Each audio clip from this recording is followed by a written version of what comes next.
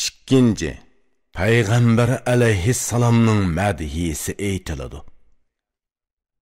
Shafqatlik egam so'yimlik payg'ambarni avatdi. U xalq ichidan tanlang'ini kishilarning yaxshisi edi.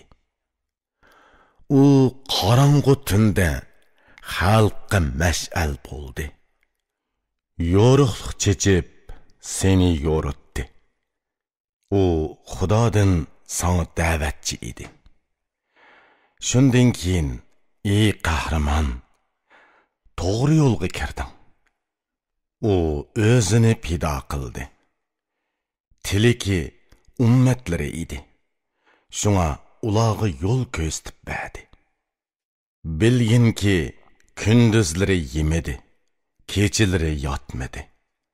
Allohdan sana mag'firat tiledi, boshqani tilamadi. Kech kunduz mushaqqat chekib seni tiladi. Sen amdi uning yo'li bilan mang deginini qil. Uning barliq qayg'usi ummatlari uchun edi. Ularning rohati uchun azobdan qutuldirishni tilaydi. U ota-onadanmi mehribon edi. Xudodan davomliq yaxshilik tilaydi. U Xudoning bandalariga qilgan rahmati edi. Uning mijoz xulqi yaxshi, qiliqi tuz edi.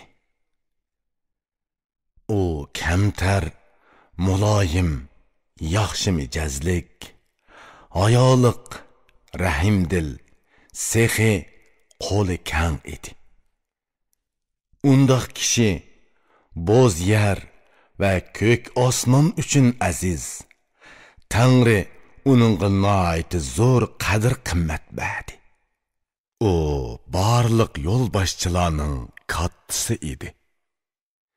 Hamma payg'ambarlarga oxirgi tamg'i bo'ldi. Uning yo'liga ko'ngil bog'ladim. Uning deganlariga ishonib, xushallik bilan so'zini angladim. Ilohim, ko'nglimni kuzatgin. Qiyomatda so'yimlik payg'ambar bilan billa turg'izgin.